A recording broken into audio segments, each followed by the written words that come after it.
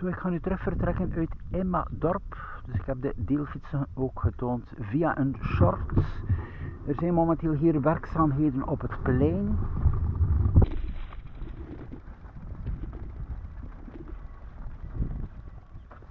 Dus hier de picknicktafels en daar de deelfietsen. Alle informatie terug te vinden via de applicatie. Hier een stukje te voet.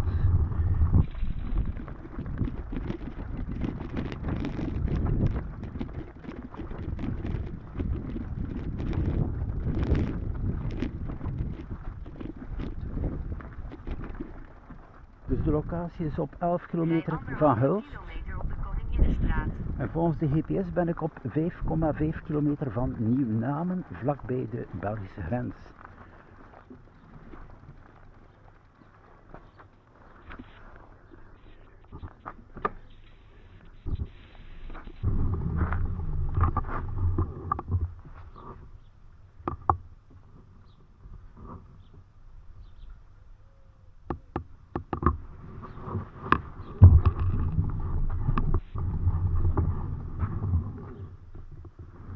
Een locatie dat ik even kan terugkomen hier om nog nader te bekijken, hè? Want ik zeg, het is daar een pracht van een fietsroute ook en ja, ook om te wandelen, hè?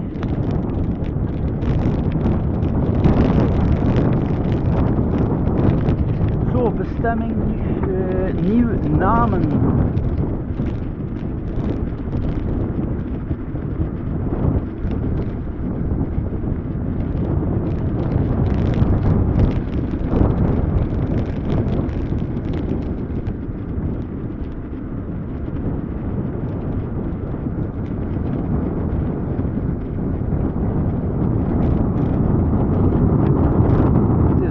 Oplossing met die deelfiets opnieuw.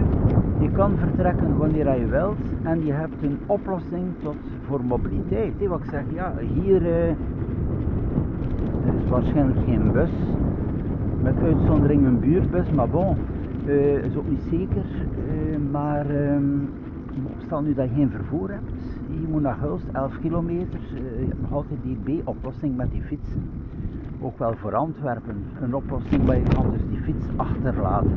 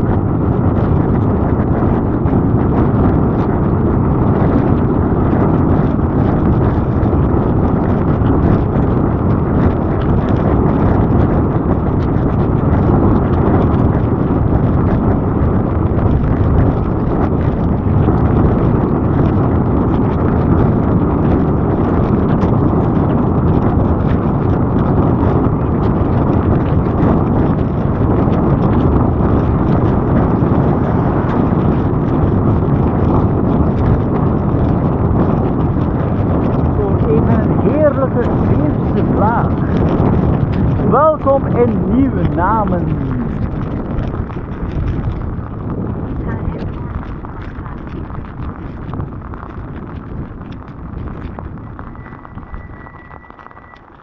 Zo, beste mensen, nieuwe namen.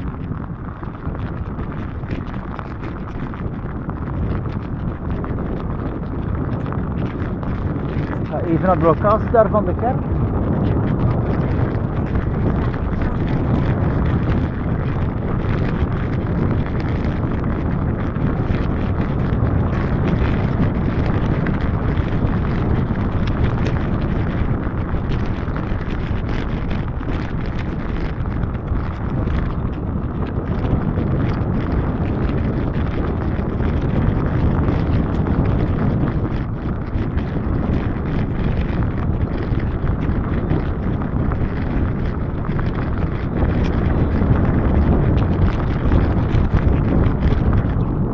Ik ben hier al direct op de dropzone hier van de Domkirkrepubliek.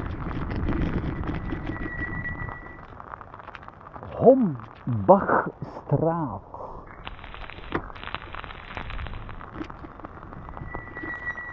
Dus hier zie je de elektrische, maar ook de gewone.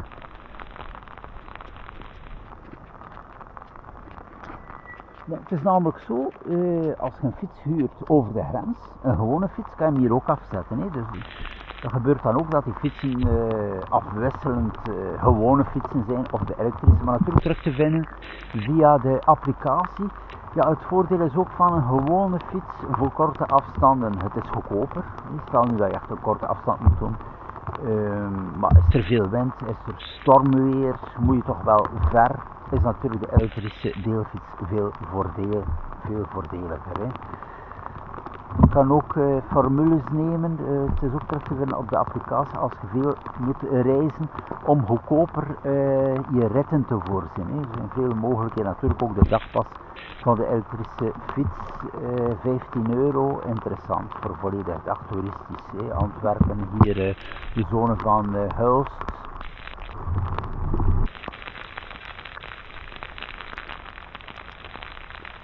Zo, deze video zal ik hier stoppen. Ik ga nog een video ook maken van Nieuwnamen naar de grenszone. Ik ga dan terug vertrekken van deze locatie, maar het was even interessant.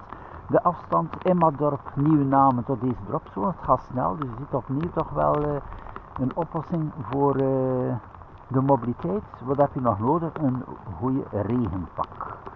En een fietshelm is ook wel van belang. Ik heb altijd mijn fietshelm bij. Absoluut van belang, maar bon, dan neemt ook niet zoveel plaats. Dus belangrijk, de fietshelm bij de hand, zeker met elektrische fietsen.